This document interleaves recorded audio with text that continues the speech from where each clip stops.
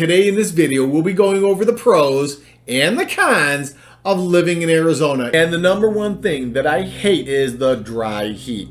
Actually, I don't mind the dry part. There's no humidity. That's awesome. But the heat part, let's not kid ourselves. During the summer, midday, 120 degrees, that's not good for anybody. But you will learn if you move out here. Traditionally, visitors don't learn quick enough. But again, if you live here, you learn to do most of those activities that you enjoy during the summer in the morning and the evening. Once you get acclimated to the whole dry heat thing, you do kind of adjust to it all, but I guess it's a trade-off for those other months that are absolutely beautiful, and that's what it's all about. Living well the Arizona way. If this is your first time to our channel, thank you for tuning in. My name is Shawn Rogers, the lead of the Mr. Rogers Homes Real Estate team, and we make videos all about Arizona. My contact information can be found below, or you can just leave us a comment. We'd love to hear what you think about our videos. Okay, let's get on with this video. This next one I hate about living in Arizona. True, after all these years of living here, I'm used to it. But some people never get used to it. Some people get acclimated ASAP. It's the water temperature of your pool during the summer months. Unless you have a way to cool it down, and there are remedies, I would imagine it's a lot like a lobster being put in a pot to boil. That's no fun, no bueno for anyone. Then again, some people like to flop around in the bathtub and just enjoy themselves. Maybe add some bubbles or rubber ducky. But for me, after a long day of real estate, I love to dive into, well, I don't want to dive into polar bear water, but I definitely would like a temperature in the pool to cool me down. That's what it's there for. Well, it's also there for doing exercises, but I rarely do laps in the pool. I do float around with a delicious cold bottle of Coca-Cola and pizza. I've actually learned to eat, drink, and float without falling in at the same time. There's a skill not everybody can brag about. Ooh, this one drives me crazy about living in Arizona. It's probably the only place that I know of that you can be wearing close to nothing because it's 120 degrees out. And then when you walk into an establishment, let's say a movie theater, you're freezing to death because the AC is blowing. So you have to bring a parka or a blanket or some kind of comforter, I don't know, to keep yourself warm. And then when you walk back outside in 120 degrees, you say to yourself, what the beep am I carrying a blanket around for? I don't hate this one the most, but I definitely don't like it. It's becoming less and less affordable for people to buy their dream homes here in the Valley of the Sun. And being the lead of the Mr. Rogers Homes Real Estate team, we love helping people buy property, be it an investment or their first home, maybe a second or vacation home. But with so many people moving here because of the good jobs and the weather, prices for homes are going up and up and up. In fact, we have videos every month about the market condition here in the Phoenix area, so please check those out. But my point being is that I love people to come out here and enjoy everything that Arizona has to offer, and they definitely need a place to live, roof over their heads, and because the prices are getting higher and higher, I don't like that. I like the prices of homes to be affordable for anybody that would like to enjoy everything that Arizona has to offer. This next one has to be atop my list of things I hate about living in Arizona. Some people are fine with it, some people get used to it, me not so much. It's the snakes and scorpions here in the Valley of the Sun.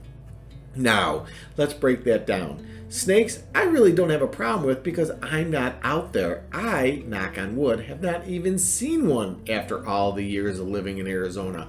But then again, I'm not out there, and I probably should be. There's so many amazing places to hike, and an Arizona sunrise and or sunset, forget about it. So I don't have to worry about the snakes because I'm not out there.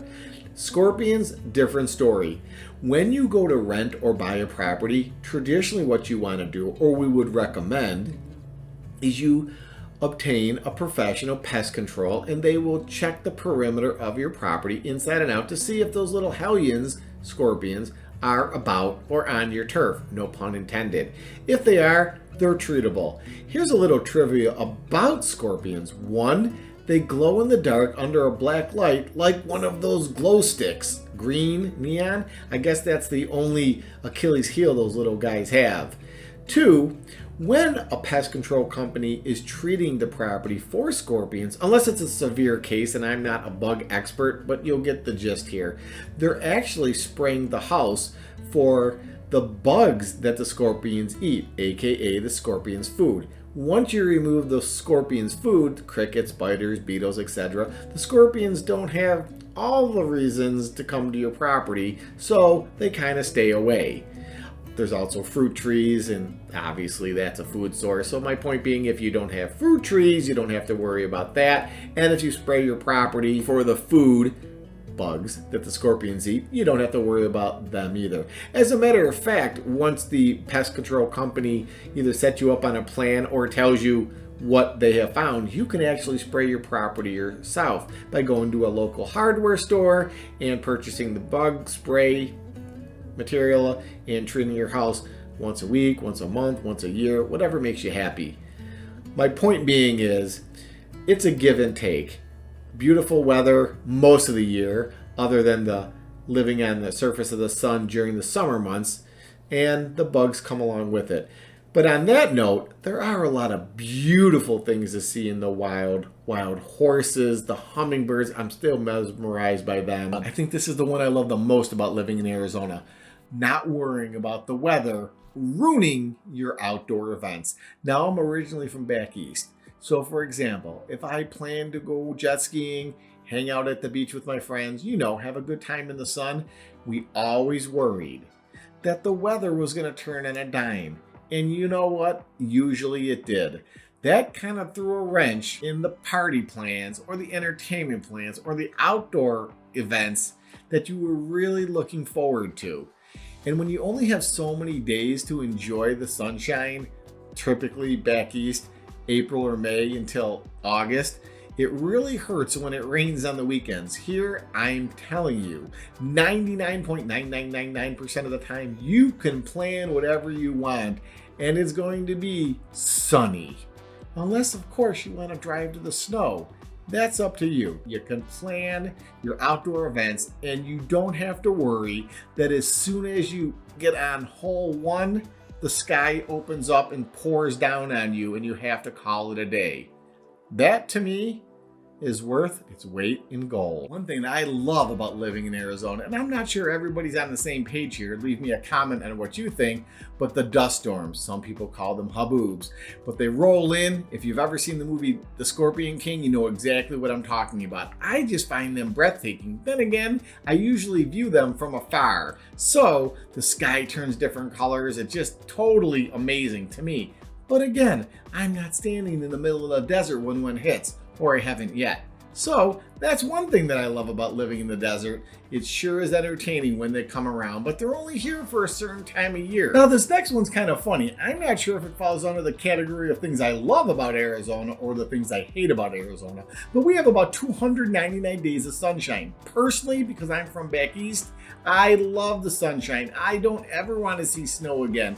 Then again, after a certain amount of years being here, every day that it's hot or over 100, you pray for a little rain or shade or anything, a frosty glass of lemonade, beer, Pepsi, wine, whatever it is that floats your fancy. But the thing is, if you love the sunshine, this is the place to be because you love sunshine. If you don't like the heat, dry heat, or never-ending sunshine, then that's something you're going to hate about the Valley of the Sun, and it probably isn't for you. Okay, this is one, or actually a couple, that I love about living in Arizona. You could be in Mexico on the beach or in California, San Diego plus or minus, in a couple of hours. Talk about surfing whenever you want to, and delicious food, forget about it. On the same coin, or would it be on the other side of the same coin? Well, I think you get the point. You could drive up to the Flagstaff or the mountains and enjoy snowboarding. There's usually more snow there year-round than most any other places. It's funny because when you live in the Valley of the Sun during the summer or most months, it could be relatively hot and the sun is shining, floating around in your pool. Then you get in the car, you drive up a couple hours to the snow, you have at it, and you come back home, or you can rip to California, enjoy the surfing. Would it be surfing? Whatever.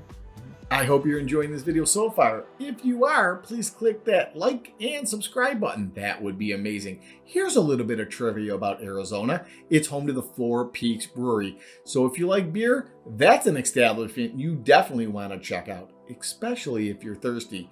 Oh, Arizona State University, ASU, boasts the highest educated drinkers in the United States.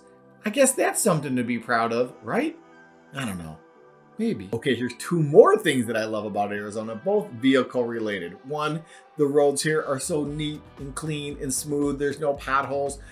Again, being from back east, when spring rolled around, you can almost guarantee that your car is going to be swallowed, rim and tires destroyed by potholes. And they take forever to fill them in. So you really kind of have to play swerve around the pothole if you want to make sure that your car doesn't get damaged. Of course, swerving around potholes causes all kinds of other damages. Well, you get the idea. It isn't supposed to be NASCAR driving to work when spring rolls around to avoid the potholes.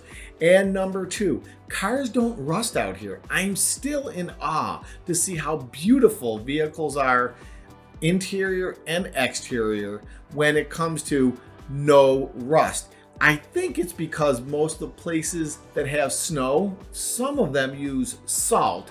And when the salt hits your car, it just deteriorates right through the paint and the metal, etc., etc. But my point being is, cars last forever out here because they don't get swallowed by potholes and they don't get attacked by rust. Oh, I almost forgot. Please take a moment and watch other videos here on our channel. We have Arizona hiking, Arizona golfing, the top 10 lakes in Arizona. Yep, we have water here. We do a monthly Phoenix Metro Market update, which is accurate, current, and semi-entertaining.